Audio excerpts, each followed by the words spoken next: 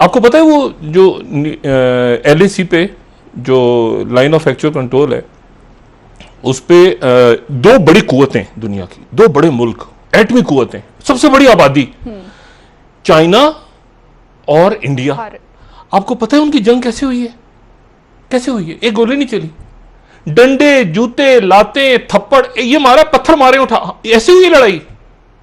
आप लड़ाई की बना, कोई गोली चली है, कोई रॉकेट चला है वहां पे, मिसाइल फायर हुए? नहीं, घूसे, लाते, थप्पड़, ये मार, ये ठुड्डा, ये ऐसे लड़ाई हुई है वहां पे। जो झड़प हुई है ना, ऐसे पहले भी ऐसी हुई थी। अब जरा तस्वुर करें, जब तारीख में लिखा जाएगा कि ये इनकी लड़ाई हुई, तो मतलब क्या क्या कैसे?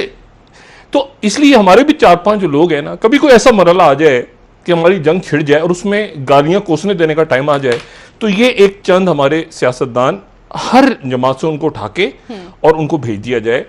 अगर गालियां कोसने, बदवाएं देने से मामला हल हो सकता हो तो इनको आगे कर दिया जाए। ये सारी शख्सियात, शहबाज शरीफ तेरा कख ना रहे, उधर से कहो तो इमरान खान तुझे नहीं छोड़ेंगे, वो तो उधर बिलावल उसको चीख रहे हैं, वो ये सब टोला जो है ना, वो तो फेंक दिया जाए इनको आगे। यकीन करें आप, ये समझ, यानी मुल्क के मामला देखें, रियासत के, और ये क्या रौला रप्पा पड़ा हुआ है, बताया नहीं। अच्छा, अब जरा मैं आता हूँ ये रोल रप्पे को भी, इसमें भी मजा है ना, जरा चटोरापन तो है, पब्लिक को भी ये तो तीन तमाशे चाहिए ना। देखना, सोशल डिस्टेंसिंग में फिल्में अब देख नहीं सकते लोग, तो ये खबरें ही सुन के इनको लुत्फानंदोज होना लोगों ने, फिर क्या करें, परेशान हाल लोग हैं। अच्छा, 2-3 बातें जरा, ये तो होगी ना संजीदा बातें, अब जरा गैर संजीदा बातें कर लेते हैं।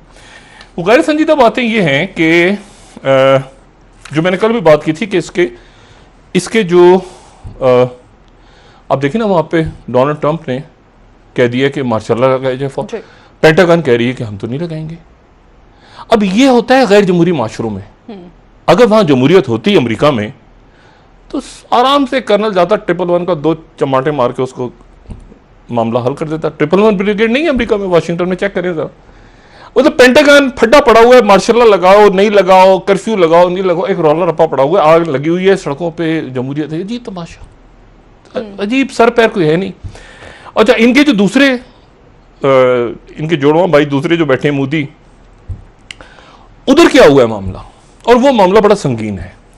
देखें, मामला इसलिए संगीन है कि जो मैंने कल भी बात की थी कि 1 महीने के बाद, यानी अब रह गए इसमें 1 महीने से भी कम दिन, और नेतन्याहू ने उसमें ग्रेटर इजराइल की तरफ पहला कदम बढ़ाना है।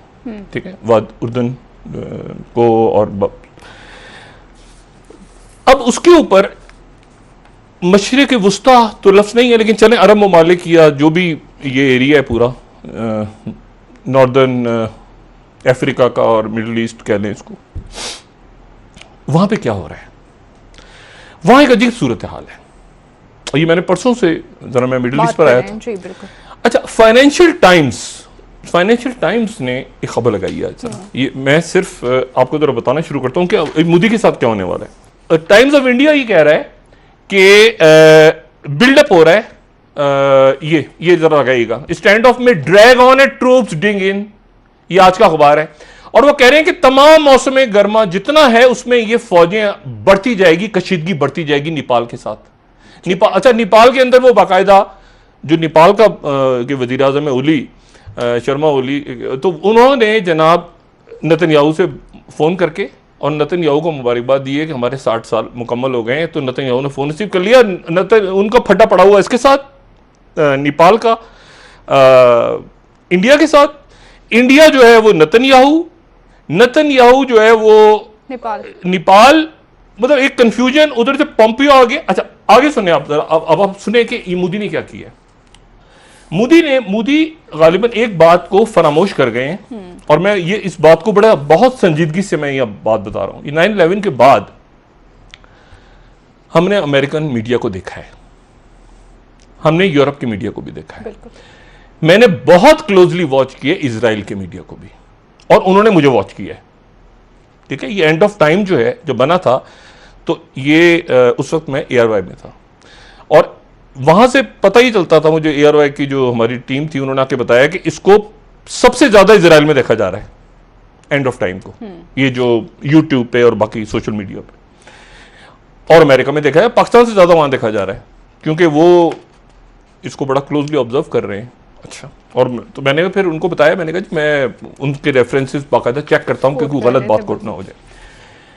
अच्छा, यूरोप का मीडिया, सारा मीडिया 9/11 के बाद वो अलग करते थे रेडिकल इस्लाम को, मुसलमानों के साथ करना जो भी था वो किया उन्होंने, जो भी किया। लेकिन मीडिया की मैं बात, मीडिया पर वो बात करते थे कि रेडिकल इस्लाम क्या है, इंतहा पसंदी क्या है, ये, और फिर वो मुसलमानों के साथ जो भी उन्होंने करना था करते थे, और अभी भी फलस्तीनियों के साथ जो करना है। लेकिन मैं मोदी के टाइम में जो इस्लाम के बारे में बात हो रही है, देखिए ये चैनल जा रहे हैं अरब ममालिक में, ये और ये अरब ममालिक में और मुसलमान ममालिक में, पाकिस्तान को तो आप छोड़ दें, जो तबलीगी जमात 9/11 के बाद यूरोप अमेरिका जाती रही है मसाजिद, ये इंडिया के, ये इंडिया तो नहीं, मोदी के साथ अब क्या हो रहा है, मैं उस बात को जरा कंप्लीट करूं, क्योंकि ये बात पाकिस्तान के लिए बहुत अहम है, बहुत अहम है।